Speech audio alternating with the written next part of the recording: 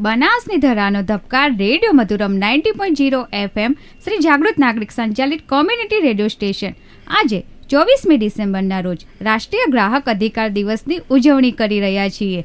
ત્યારે વિદ્યા ભારતી ગુજરાત પ્રદેશ સંલગ્ન શ્રી સંસ્કાર મંડળ ડીસા સંચાલિત શ્રી DNJ આદર્શ હાઈસ્કૂલની વિદ્યાર્થીની ત્રિષા પંકજકુમાર ભરતિયા વિનાયક રેસિડેન્સી NR પાર્કની સામે ડીસામાં રહે છે. નિશાબેનને વક્તૃત્વ તેમજ ચર્ચા કરવામાં રસ છે અને ભવિષ્યમાં ન્યુરોસર્જન બનવા ઈચ્છે છે. તો આવો સાંભળીએ ત્રિષાબેનને કે તેઓ ગ્રાહક જાગૃતિ માટે શું કહે છે.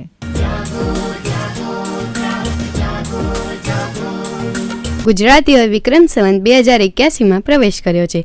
એ અવસરે સૌને નૂતન વર્ષાભિનંદન. ડિજિટલ યુગ ચાલી રહેલ છે. નાના વ્યવહારો હોય કે મોટા વ્યવહારો, ઓનલાઈન શોપિંગ હોય કે જોબ માટેની ઓનલાઈન શોધખોળ, સોશિયલ મીડિયાના માધ્યમથી જાહેરાતો હોય કે પછી ઈ-કોમર્સ, બેંક હોય કે ઇન્સ્યોરન્સ કંપની, ઓનલાઈન ડેટા હોય કે પછી ઈમેલનો ઉપયોગ હોય, અત્યારે બધી જ જગ્યાએ ઓનલાઈન ટ્રેડ વધતો ગયો છે.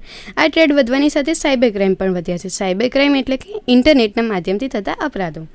સાયબર ક્રાઇમ એ એક મહત્વપૂર્ણ વિષય છે. વર્તમાન સમયમાં મોબાઈલ, કમ્પ્યુટર અને ઇન્ટરનેટના કારણે અપરાધોની સંખ્યા દિન પ્રતિદિન વધી રહી છે. પહેલાં ઇન્ટરનેટનું જાળું ન હતું, તેના લીધે પ્રત્યક્ષ અપરાધ થતા હતા, જે હવે ઇન્ટરનેટના માધ્યમથી આપણા જ મોબાઈલ, કમ્પ્યુટર કે બેંક ખાતામાંથી તરકીબો અજમાવીને નાણાં અથવા હેકિંગના પ્રયાસોથી વધ્યા છે.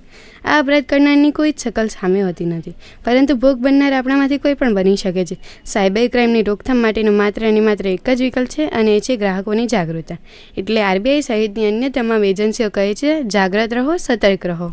સાયબર ક્રાઇમને પહોંચી વળવા સરકારે સાયબર એક્ટ 2000માં કેટલીક જોગવાઈઓ કરવી પડી છે. ખાસ કરીને કલમ 66, 67, 70, 72, 73 અને 78 થકી સાયબર ક્રાઇમને અટકાવવા તથા લગામ લગાવવા માટે સરકાર અને પોલીસ તંત્ર પ્રયાસ કરી રહ્યું છે. સાયબર ક્રાઇમમાં તમને એક મેસેજ મોકલવામાં આવે છે. તે વિવિધ પ્રકારના હોઈ શકે છે, જેમ કે તમને મોટા પગારવાળી નોકરી, ઓછા વ્યાજવાળી લોન, બેંક એકાઉન્ટ બ્લોક કરવાના નામે, વીજળી કાપવાના નામે ફ્રોડ, UPIના માધ્યમથી અને KYCના માધ્યમથી ફ્રોડ હાલમાં ખૂબ જ ચાલી રહ્યા છે.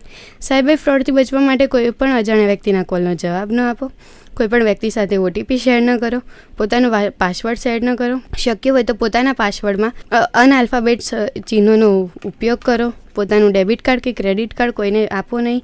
સાયબર ક્રાઇમથી બચવા માટેનો માત્ર અને માત્ર એક જ વિકલ્પ છે અને એ છે ગ્રાહકોની જાગૃતતા. એટલે આપ સૌ જાગૃત થશો અને જાગ્રત રહો, સતર્ક રહોના સૂત્રને સાર્થક કરશો. ફરી મળીશું, ત્યાં સુધી ફરી એકવાર જાણકાર બનો, સતર્ક રહો, સુરક્ષિત રહો.